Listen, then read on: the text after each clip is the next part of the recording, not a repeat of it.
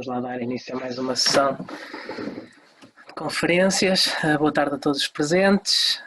Gostaria de agradecer a toda a gente que neste tempo de pandemia resolveu passar este final de tarde connosco. Estamos a dar início à terceira sessão online de um ciclo de conferências organizado pela Delegação de Braga da Ordem dos Advogados. O tema em si é e depois do Covid, a realidade e a reestruturação da insolvência. E temos o apoio do Conselho Regional do Porto, que muito honrosamente nos cedeu as suas credenciais e a plataforma Zoom. Para a sessão de hoje temos a presença da doutora Isabel de Paiva, ilustre colega da nossa comarca, pelo que já lhe dirijo o meu cumprimento pessoal e em especial da Delegação de Braga, e dizer-lhe que a presença dela muito nos honra neste ciclo de conferências.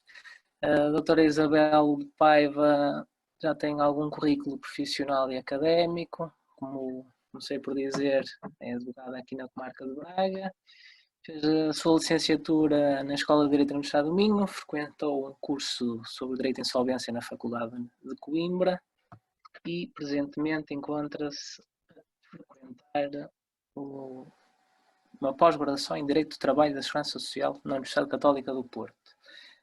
Vamos então dar a palavra à doutora Isabel de Paiva. Faça o favor de começar. Muito obrigada, doutor António. Antes de mais, e em igualdade com o meu colega, quero agradecer a todas as pessoas que disponibilizaram aqui algum tempo para assistir a esta sessão. Quero também agradecer à Delegação de Braga pelo convite para abordar aqui um tema que, na verdade, nos vai ser muito útil para o futuro e nos vai trazer aqui bastantes problemas, que é a realidade destas empresas quando passar esta crise de saúde pública, esta crise sanitária e passar para uma crise económica. Quero também agradecer o apoio que o Conselho Regional do Porto nos está aqui a dar. Quero fazer uma primeira nota antes de iniciar em si a sessão. Quero dizer que não é de todo a minha intenção estar aqui com um discurso demorado e entrar em pormenores da insolvência e dos processos de revitalização e recuperação das empresas, pois tenho a certeza que existem outros colegas que nos estão aqui a ouvir e que estão muito mais capacitados para falar em pormenor destes processos. O meu objetivo com esta sessão é unicamente abordar algumas partes e alguns pontos essenciais destes processos e fazer uma ligação com a situação atual que estamos a viver e com estas leis novas avulsas que têm vindo a ser publicadas. Nesse sentido, vou então iniciar aqui algumas ideias e quero começar por referir que, apesar de estarmos aqui a falar de recuperação e insolvências que pode parecer mais ligado para as empresas, eu vou fazer uma divisão, e uma divisão que me parece lógica, que é, vou falar primeiro da insolvência de pessoas coletivas e de seguida vou falar da insolvência de pessoas singulares. Vou começar apenas por abordar alguns pontos base, ou seja, para tentar depois, mais tarde, vou enquadrar aqui a situação. Portanto, vou começar por dizer os pressupostos subjetivos e objetivos da insolvência e quem pode ser declarado insolvência e o que é uma situação de insolvência. Tradicionalmente, e antes de uma alteração ao Código das Insolvências, só os comerciantes podiam ser declarados insolventes. Para os não comerciantes existia uma insolvência civil. Hoje em dia, como sabem, já não é assim. Tanto comerciantes como não comerciantes podem ser declarados insolventes. E, portanto, no artigo 2º do CIR temos todas as pessoas que podem ser declaradas insolventes. E quando é que estas pessoas podem ser declaradas insolventes? De uma maneira muito geral, é quando o devedor se encontre impossibilitado de cumprir as obrigações vencidas. Por esta definição tão genérica, a primeira coisa que a mim me vem à cabeça é que, neste momento, se calhar 80% ou 70% das empresas do nosso país estão impossibilitadas de cumprir as suas obrigações vencidas. Algumas porque não estão a produzir como deveriam e outras até porque foram obrigadas a fechar. Portanto, à partida, parece-me que a situação que as empresas estão a passar, ou a maioria das empresas, se enquadra nesta definição do que é a situação de insolvência. Depois, acho que vamos passar ao problema central e que tem vindo a dar aqui algumas discussões, agora não tanto com a publicação da nova lei, da 4C/2020, mas que deu aqui alguma discussão, que é o dever da apresentação à insolvência. Como os senhores doutores sabem, o devedor deve requerer a declaração da sua insolvência dentro dos 30 dias seguintes à data do conhecimento dessa situação. E a insatisfação deste dever de apresentação à insolvência pode originar a culpa grave na insolvência, o que induz, consequentemente, uma qualificação desta insolvência como culposa. E, naturalmente, essa qualificação como culposa pode acarretar consequências de caráter criminal.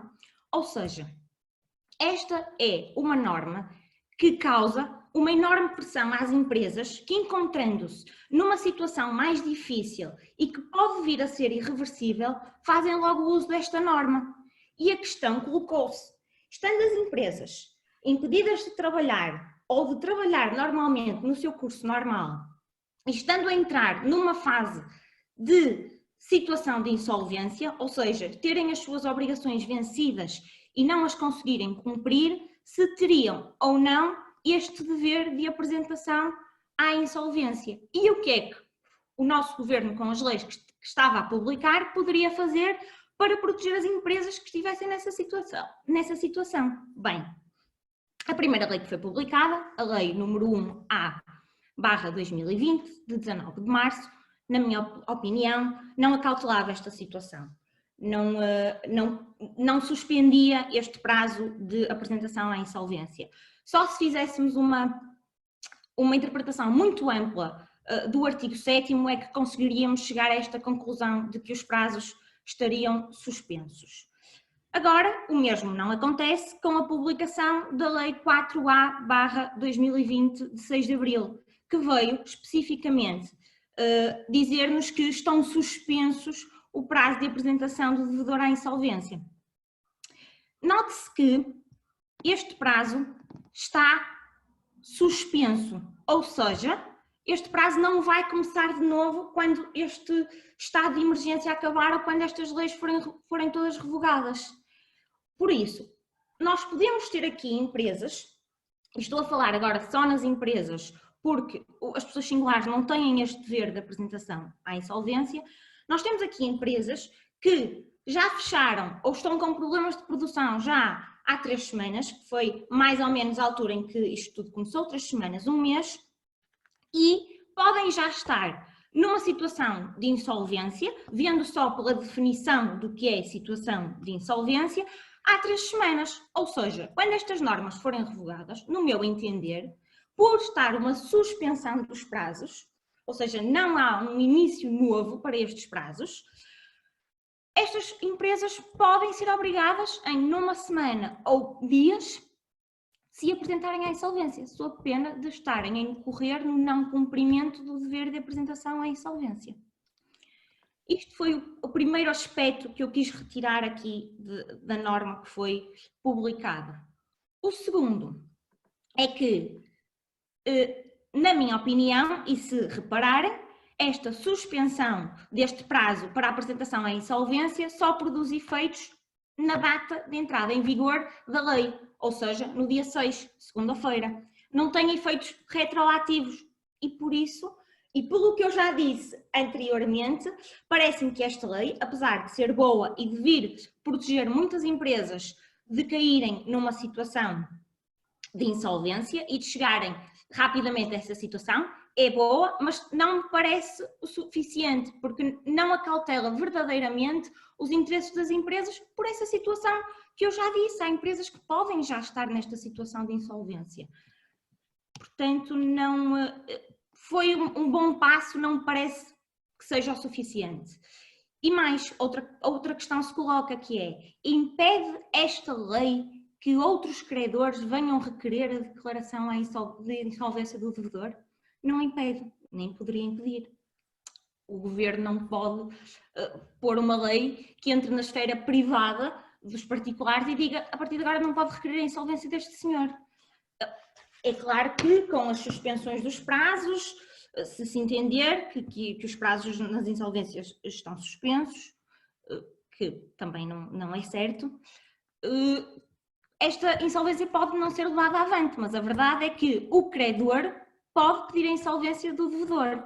Há sempre uma defesa, que a mim parece-me lógica, que é o devedor vir-se defender, dizer: eu nem sei se estou numa situação de insolvência ou não, nem sei se estou insolvente ou ainda não consegui perceber, mas acho que não estou porque estamos a viver uma situação excepcional em que eu não consegui produzir, em que eu estou fechado, não faturei e, portanto, se calhar com o curso normal das coisas, quando as restrições forem levantadas, eu vou conseguir pagar as minhas obrigações vencidas. De uma maneira geral, não estamos aqui a acautelar que um credor venha pedir a insolvência, temos a certeza de uma coisa, é que esta insolvência nunca vai ser culposa, devido ao dever da apresentação à insolvência, porque este dever está suspenso e não existe, mas pode na mesma ser requerida a insolvência desse devedor por outro credor. Outra coisa que me parece importante e relativamente ao artigo do dever da apresentação à insolvência, no seu número 3, é que quando o devedor seja titular de uma empresa, presume-se de forma ineligível o conhecimento da situação de insolvência decorridos pelo menos 3 meses sobre o incumprimento generalizado de obrigações de dívidas tributárias, contribuições e cotizações da Segurança Social e dívidas emergentes do contrato de trabalho. Quanto a estas dívidas, parece-me um bocado diferente, porque aqui eu acho que as empresas, pelo menos as pequenas e médias empresas, as grandes não, porque acho que algumas não conseguem aceder a estes apoios, estão acauteladas pelos apoios que o Estado fez, nomeadamente o Decreto-Lei 10F/2020, que é o regime excepcional e temporário de cumprimento de obrigações fiscais e contribuições sociais, e o Decreto número 10J de 2020, que são as medidas excepcionais de proteção dos créditos das famílias e das empresas.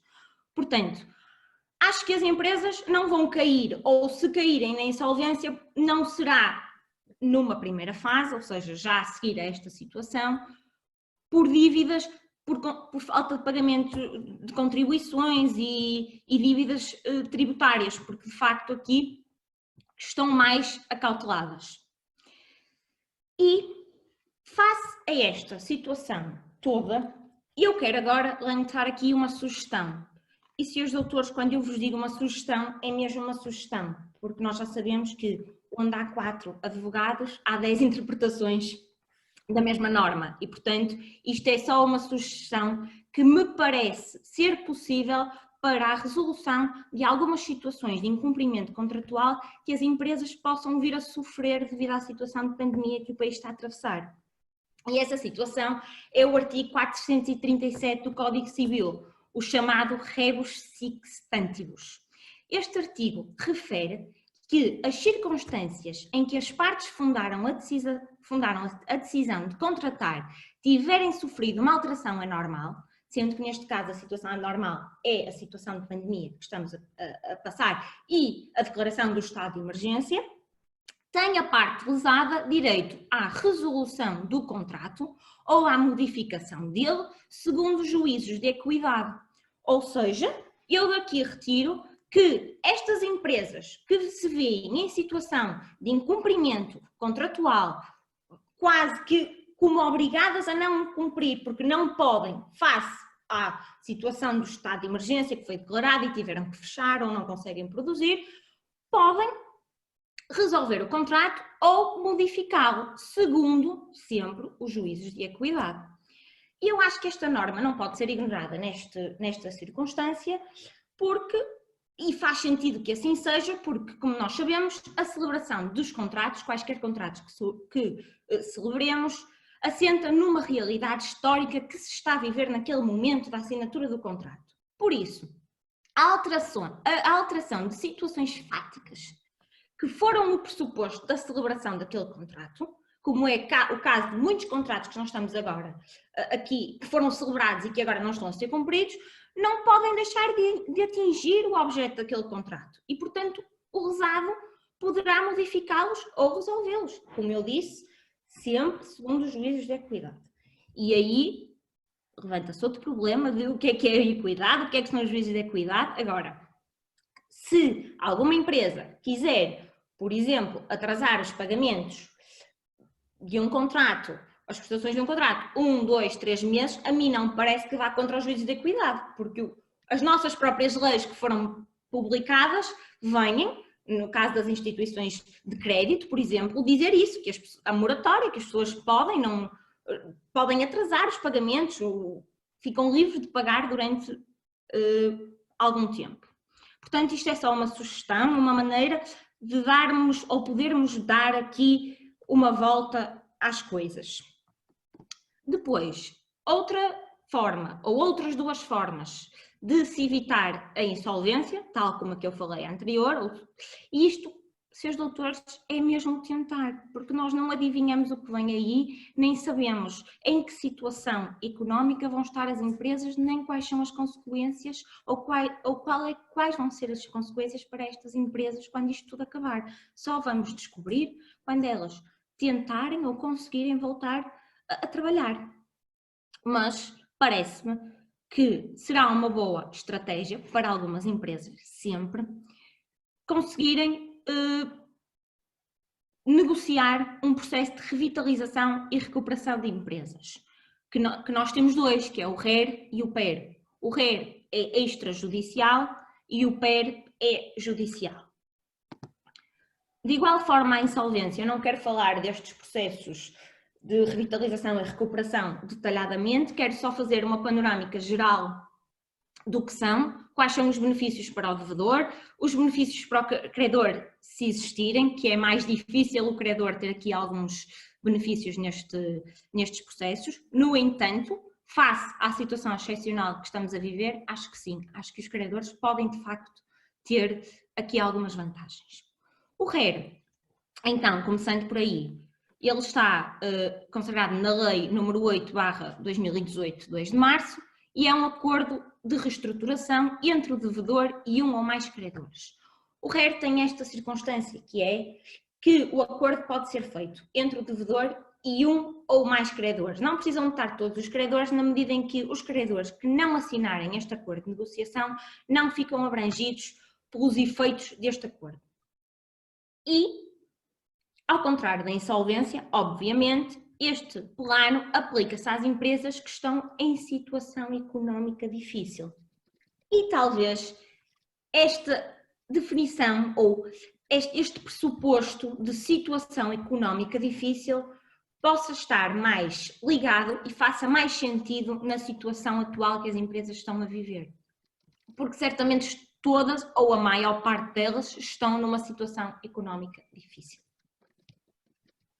Depois, para que estas negociações destinadas a alcançar um acordo de reestruturação produzam determinados efeitos, que eu vou falar brevemente deles um bocado mais à frente, as partes devem assinar um protocolo de negociação e promover o seu depósito na Conservatória do Registro Comercial.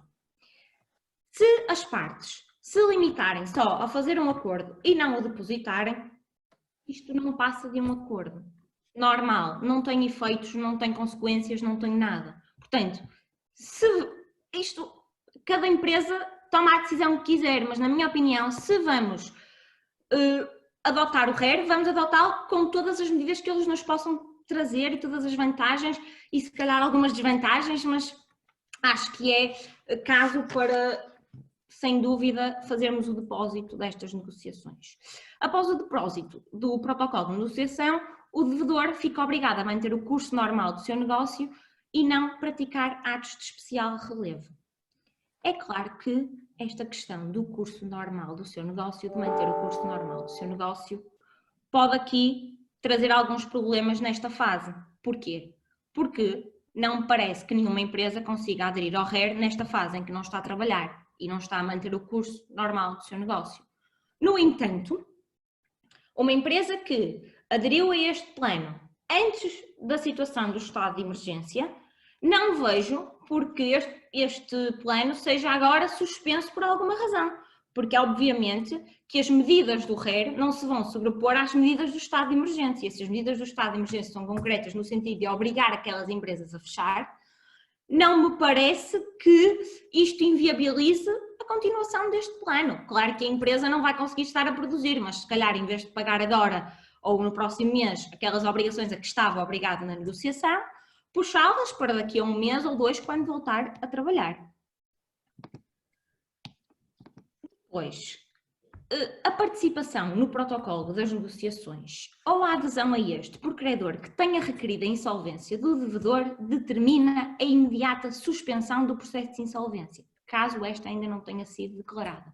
E esta é uma verdadeira vantagem para o devedor, que é o devedor que esteja com a corda ao pescoço e com os credores atrás dele e a ameaçá-lo que vão propor o processo de insolvência, vêm aqui ou podem ver uma escapatória, que é tentarem uma negociação no âmbito deste plano para, de certa forma, tentarem aqui fugir à situação de insolvência e, se calhar, até vencê-la face às circunstâncias que estamos a viver, porque o normal, e acho que os seus doutores sabem, é que uma empresa, quando começa a chegar a uma fase ou uma situação de insolvência, é muito difícil voltar atrás ou retroceder. Mas lá está, nós estamos aqui a falar numa situação completamente extraordinária, em que estas empresas estão mesmo impossibilitadas de trabalhar e não conseguem dar a volta a isso.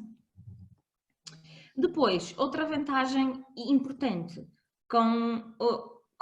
do RER é que, com o depósito deste protocolo de negociações, os prestadores dos serviços essenciais ficam impedidos de interromper o fornecimento destes serviços por dívidas relativas a serviços prestados em momento anterior. É claro que nesta fase do estado de emergência, estes serviços acabam também por estar, de certa forma, assegurados. E esta proibição só dura por 3 meses na situação do RER. Depois, quanto ao RER e ao dever de apresentação à insolvência. A vantagem aqui que o RER pode trazer é que, se após o depósito do protocolo o devedor ficar em situação de insolvência, a contagem do prazo para a apresentação do devedor à insolvência apenas se inicia após o encerramento das negociações. Ou seja, é como se nós tivéssemos aqui o início de um novo prazo. A empresa pode pode achar no final de toda esta situação que está apenas numa situação económica difícil, submeter-se ao RER com a concordância de um ou mais credores e, posteriormente, se vir que não consegue, aqui é como se fosse um reinício do dever de apresentação à insolvência, é como se fosse um começar de novo. Depois, o acordo de reestruturação, como eu disse, só produz efeitos para quem o assinar. E este depósito também determina a imediata extinção dos processos declarativos, à exceção dos processos judiciais de natureza laboral. Estes são específicos que não se extinguem com a entrada ou com o depósito do RER. Outra vantagem, e esta sim para os credores, é que o acordo de reestruturação, quando não cumprido, porque pode sempre não ser cumprido, obviamente, constitui título executivo relativamente às obrigações pecuniárias nele assumidas pelo devedor. Ou seja, os credores que fizerem aqui este acordo, se ele não for cumprido, tenham um título executivo para intentar uma ação e verem o seu crédito satisfeito. E quanto ao RER, penso que foram abordados aqui as questões essenciais, sem entrar muito na tramitação dele, porque não acho mesmo essencial, mas só para os senhores doutores perceberem que há aqui um plano extrajudicial, é como se fosse uma tentativa de resolver tudo a bem, de uma forma pacífica e tentar evitar ao máximo ir para o tribunal e levar estas empresas todas à insolvência, que se calhar é o que poderá vir a acontecer e, aliado a isso, vem também a nossa economia por aí abaixo e que não vamos conseguir controlá-la se tivermos várias empresas a apresentar a insolvência. Pode retomar a conferência, doutor. Obrigada. Eu vou tentar recomeçar de onde acho que parei e por isso, se me repetir, peço desde já desculpa, eu acho que me apercebi a tempo deste problema técnico, mas eu vou retomar do início do PER. Portanto, que acho que foi mais ou menos onde parei, e do PER só tinha dito que é um processo de caráter urgente e esta parte acho que não disse que podem aderir a este processo especial de revitalização as empresas que estiverem em situação de insolvência meramente iminente, mas que ainda seja suscetível à sua recuperação. E, a par com o RER, acho que se calhar temos bastantes empresas neste momento que estão numa situação destas, que não é uma situação de insolvência pura, é sim uma situação de insolvência meramente iminente, ou seja, estão a caminhar para lá, mas se forem tomadas certas medidas, estas empresas ainda são suscetíveis de serem recuperadas. Este, como eu disse, é um processo judicial e, portanto, o devedor e o credor ou credores deverão assinar uma declaração datada com base na qual o devedor comunicará ao tribunal competente para declarar a insolvência que pretende dar início ao processo. Depois, o devedor deve comunicar por carta registada a todos os seus credores a entrada neste processo, que deu início a este processo de revitalização e convidá-los a participar todos nestas negociações. E a partir daí, os credores dispõem de um prazo de 2 meses para concluir todas as negociações encetadas, o qual poderá sempre ser prorrogado só uma vez por um período de 1 mês. Todos os credores podem, a todo o tempo, entrar e participar nestas negociações mediante um aviso por carta registada. E mais uma vez, tal como fiz no RER, acho importante falar aqui de quais são as consequências nos processos, nos outros processos declarativos e de insolvência, da entrada ou da adesão a este processo especial de revitalização.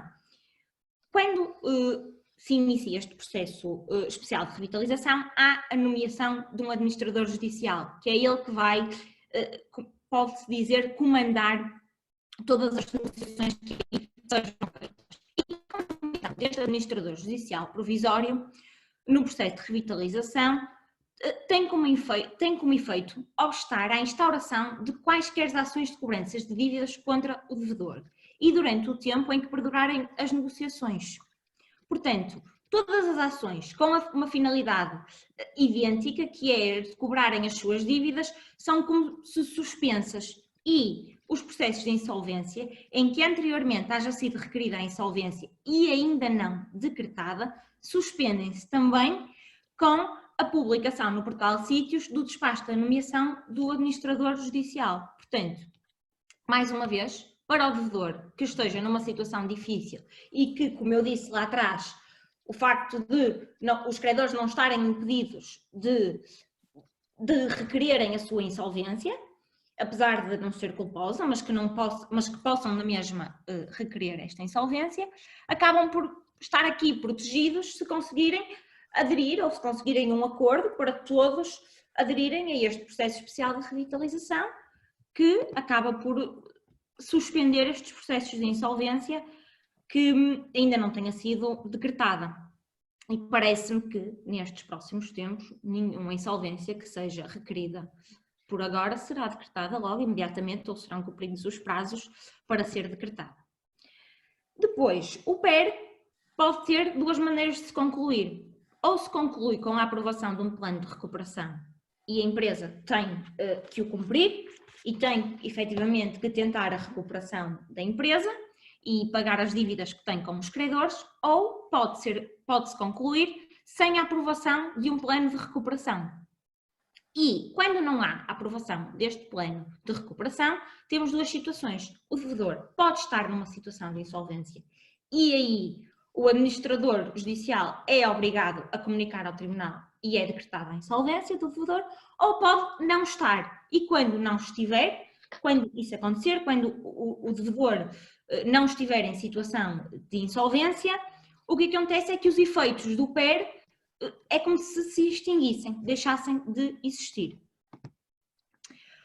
E agora que terminei de falar dos processos de revitalização e recuperação de empresas, e também já abordei um bocado a situação da insolvência, coloca-se aqui uma questão que a mim me parece muito importante, que é: serão as medidas adotadas pelo governo suficientes para proteger as empresas dos efeitos desta crise que se avizinha? Eu dividi isto, ou quero dividir isto, em 3 partes, que é as grandes empresas, as médias empresas e as pequenas empresas. Nas grandes empresas, apesar de algumas não poderem aceder aos apoios que o Estado neste momento está a dar, acho que são as que estão mais acauteladas, até por causa dos empréstimos e da facilidade que vão ter em conseguir empréstimos. As médias empresas será um bocado o salve-se quem puder, e peço desculpa pela expressão, porque vão-se salvar aquelas que têm algum capital e que têm alguma maneira de pedir empréstimos ou de ir pagando as suas obrigações vencidas. No entanto, ficam aqui prejudicadas e acho que não são de todo suficientes as medidas adotadas para proteger as pequenas empresas, que são a maioria. O nosso país, a maioria dele é constituído, ou existem muitas mais pequenas empresas. E porquê? Porque estas empresas, muitas delas, se não todas ou quase todas, não vão conseguir empréstimos dos bancos, porque têm dívidas, naturalmente, e portanto não vão conseguir ver os seus direitos ou as suas dívidas pagas de maneira facilitada. E portanto, eu acho que o que se deveria fazer, e eu não quero dizer o que se deveria fazer, porque isto é sempre um pau de 2 bicos, mas acho que uma medida importante que se poderia pensar em adotar, ou uma solução lógica que poderia pensar-se, era um congelamento total das obrigações destas pequenas empresas. Ou seja, enquanto não estivessem a faturar, as obrigações não se venciam. Além de não estarem obrigados a pagar, também não tinham nenhuma obrigação a vencer-se, ou seja, não estavam com a corda ao pescoço. E é claro que isto obrigaria uma intervenção muito maior do Estado, logo porque se as empresas estavam com todas as obrigações vencidas, não poderiam estar a pagar os salários aos trabalhadores. E aí o Estado tinha que intervir e responsabilizar-se por inteiro por estes salários a estes trabalhadores, de forma a não prejudicá-los. Esta solução é uma solução que envolveria uma reestruturação enorme de todas as medidas adotadas até agora. É uma solução que se calhar até não poderia não ter um total sucesso com todas as empresas e se calhar criaria aqui algumas desigualdades entre as empresas. Admito que sim, mas também não estou a ver outra maneira de salvar estas empresas ou algumas destas empresas que neste momento estão mesmo prestes a cair numa situação de insolvência. E nós sabemos, isto já nos aconteceu há uns anos atrás, se nós temos muitas empresas a cair numa situação de insolvência, a pedir insolvências e a arrastar empresas também para a insolvência, porque umas arrastam-se as outras, não vamos conseguir de todo controlar a nossa economia e vamos cair a um tombo muito grande. Portanto, era uma maneira de tentarmos salvar de certa forma ou como possível estas empresas. Agora, acho que as medidas adotadas para já não protegem totalmente as pequenas empresas e destas me refiro em especial. Depois, surge-me aqui outra questão, que é: deverá ou deverão ser suspensos todos os prazos de processos urgentes? Bem, isso é uma questão que eu ainda sou sincera, que ainda não consegui perceber se estão suspensos ou não. Mas acho que não, e acho que não deveriam. Até que porque, por exemplo, as empresas que estejam em pé ou que tenham adotado o processo especial de revitalização, que é um processo urgente e, portanto, correm férias, era importante para estas empresas que, se calhar, já aderiram ao PER antes desta situação do estado de emergência, possam recorrer a ele e não ter nenhum prazo suspenso ou não ter os tribunais neste momento parados, de forma a que possam recuperar o máximo que conseguirem e se calhar sair desta situação um bocadinho melhor e um bocadinho mais, com mais liquidez para fazer frente às dificuldades que aí venham.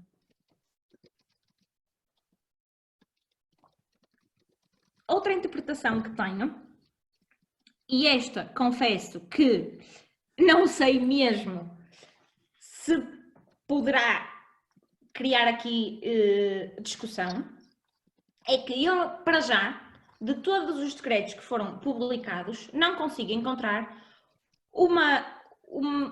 alguma coisa que me venha dizer que as empresas que estejam em PER ou em RER não possam também aceder aos apoios do Estado. Nomeadamente, e os principais, ao regime excepcional de mora do pagamento das rendas e às medidas excepcionais para a proteção dos postos de trabalho. É que, de facto, se estas empresas puderem estar em PER e em RER e aceder a estes apoios, é uma grande ajuda para elas se recuperarem de uma forma mais rápida e eficiente.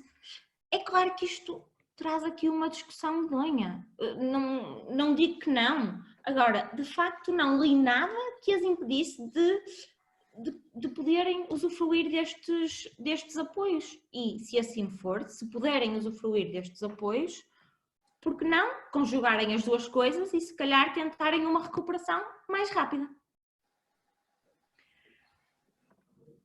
Quanto à insolvência das pessoas coletivas, eu não vou mesmo alongar mais, porque acho que já falei bastante.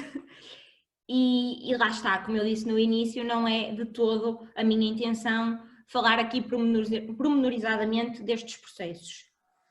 Portanto, acho que vou agora começar por falar das insolvências das pessoas singulares, que sem dúvida alguma estão em melhor posição do que as empresas, na medida em que, a existir uma insolvência de pessoas singulares, entendo eu que será maioritariamente por dívidas de falta de pagamentos de créditos. As pessoas vão estar impossibilitadas de pagar os créditos que contraíram. Mas temos o Decreto-Lei 10/2020, que são as medidas excepcionais da proteção dos créditos familiares e que se calhar poderão aqui impedir que muitas destas pessoas caiam nesta situação de insolvência, porque não estão obrigadas a de imediato pagar os seus créditos. É claro que isto não traz uma solução ad eternum. As pessoas, se calhar daqui a um ano, continuam a sofrer as consequências do que se está a passar agora e se calhar já não vão ter estes apoios. E se calhar aí vão estar numa situação de insolvência porque não vão conseguir cumprir os créditos na mesma. E, faça isso, é agora que eu lanço uma outra sugestão que, mais uma vez, pode ou não ter algum efeito, que é as pessoas aderirem, de uma certa forma, ao plano de ação para o risco do incumprimento, que está no Decreto-Lei número 227/2012, de 25 de outubro. Este é um diploma que estabelece os princípios e as regras que as instituições de crédito têm que observar no acompanhamento e gestão de situações de risco de incumprimento e na regularização extrajudicial das situações de incumprimento das obrigações. Ou seja, isto são dois planos, que é o PARI e o PERSI, que são planos em que a instituição de crédito é obrigada, no PARI, o PARI é quando não há uma situação de incumprimento, mas há o risco de existir essa situação e nessas circunstâncias a instituição de crédito é obrigada a acompanhar o cliente bancário para que ele não caia nesta situação de incumprimento. Se isto e se mesmo assim o cliente cair numa situação de incumprimento, então a instituição de crédito deve adotar um plano de ação, um procedimento extrajudicial de regularização de situação de incumprimento. Em que é que consiste este procedimento de regularização da situação de incumprimento? Consiste na instituição de crédito fazer um estudo da situação do cliente e ver como é que está a sua saúde financeira, ou seja, tentar perceber se ele consegue e tem condições para cumprir para cumprir estas obrigações, pagar estes créditos, estas prestações ou não. E se não estiver em condições, que será o mais normal, porque se não está a cumprir à partida é porque não está em condições de o fazer, deve então a instituição de crédito apresentar uma proposta de regularização daquela situação adequada à situação financeira do seu cliente. Como nós sabemos, porque todos acho que já tivemos um cliente com um problema destes, nem sempre é fácil negociarmos aqui, ou negociarmos, nomeadamente com algumas instituições de crédito, instituições financeiras, um acordo de reestruturação ou regularização do crédito. Mas o que este decreto nos vem dizer é que estas instituições têm que o fazer, e se por acaso não o conseguirem fazer porque não há um acordo, porque tudo se faz por acordo, porque o cliente não aceitou o plano ou porque a instituição acha que o plano não é benéfico, têm pelo menos que acompanhar este cliente e informá-lo de toda a situação e dar-lhe os meios necessários para que ele tente resolver isto a bem, ou seja, sem que tenham logo que recorrer a uma ação executiva ou colocar logo este cliente no tribunal.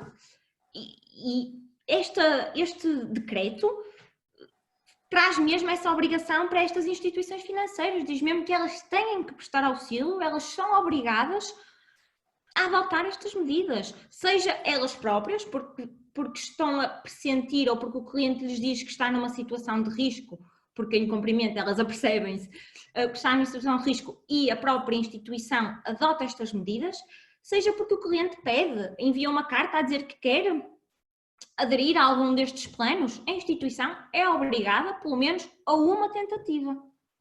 Porque eu chamo-lhe tentativa porque o acordo pode sempre não ser alcançado. E aí, caso não tenha sido alcançado o acordo, o cliente pode solicitar a intervenção de um mediador de crédito.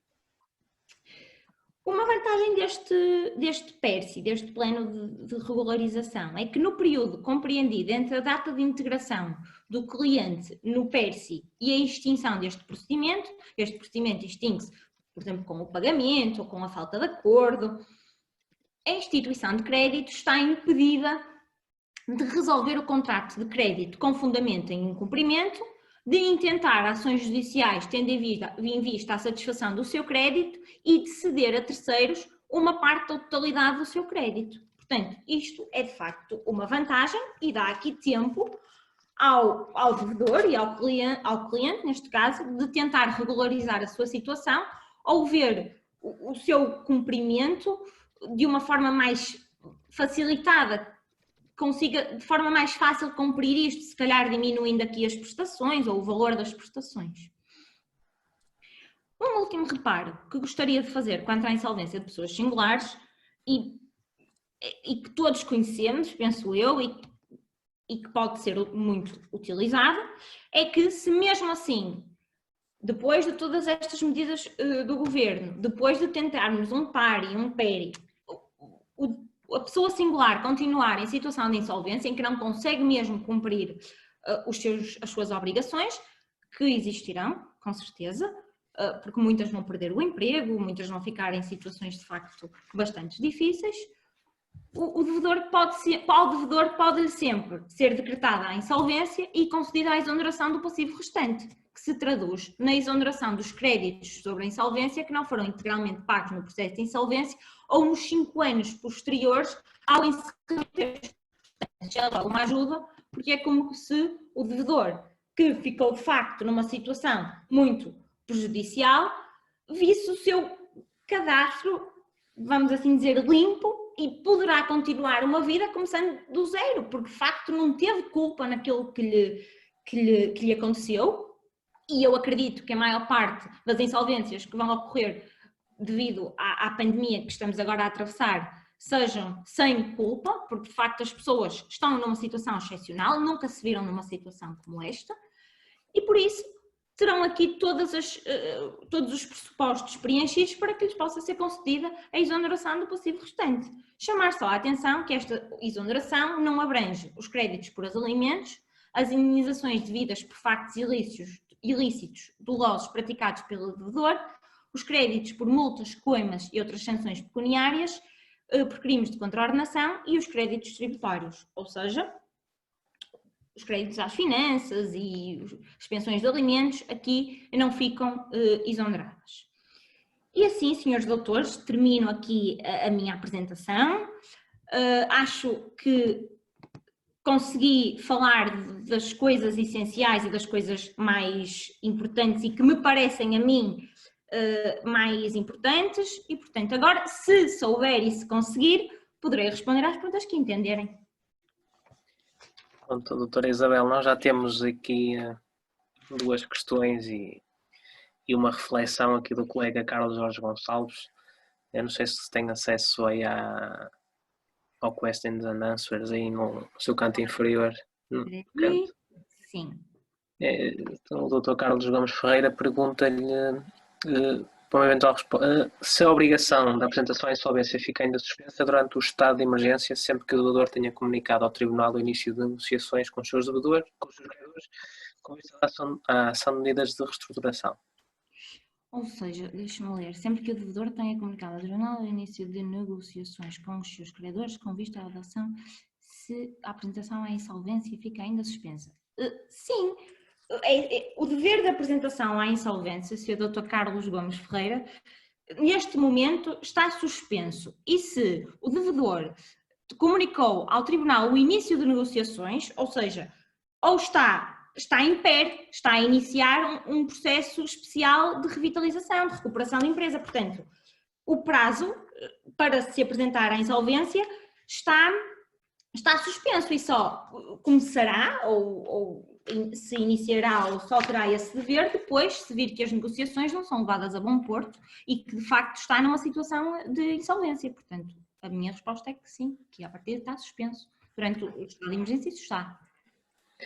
Penso que respondi ao que me foi perguntado. Também me parece que sim. Temos aqui outra questão do mesmo colega. Podem ser sustentadas dúvidas quanto à possibilidade dos processos de insolvência e revitalização de empresas prosseguirem neste momento, nomeadamente através de meios de comunicação, como a teleconferência ou videoconferência? Podem.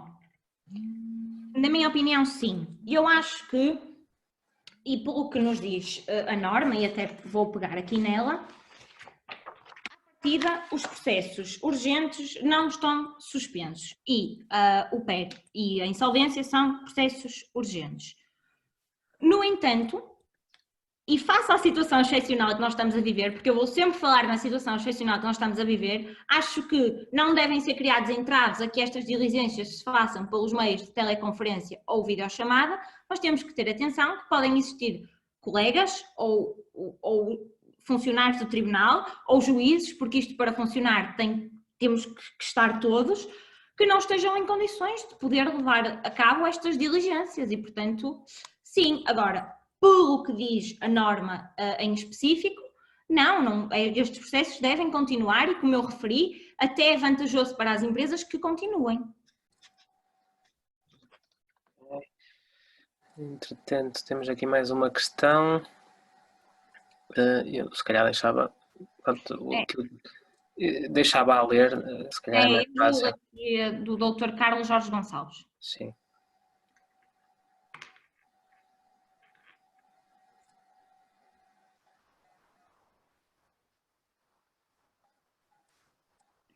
Pois, o Dr. Carlos vem-me dizer a dúvida que eu levantei, que é, se as empresas não tiverem a sua situação tributária e a sua situação contributiva regularizada, não poderão aceder às medidas de apoio. Certo, não obsta estar em RER ou PER. A verdade é que as empresas que estejam em RER ou em PER podem não ter só dívidas tributárias ou à segurança social, podem ter dívidas com os seus fornecedores só. E aí, se estiverem em PER ou em RER, não parece que seja uma objeção a que acedam a estas medidas. Agora, acho que, e senhores doutores, é o que eu digo, eu li aqui já vou lendo as leis que estão a ser publicadas, mas acho que, em especial, as medidas do layoff, por exemplo, e a das rendas, não estão relacionadas com as situações tributárias ou as situações contributivas. Acho que as empresas têm outros requisitos, como por exemplo os 40% de diminuição da atividade, o encerramento. Penso eu que nesses casos, ou pelo menos a essas medidas, poderão aceder. E depois, as dívidas contraídas no decurso do processo de insolvência, que simultaneamente que não puderem ser.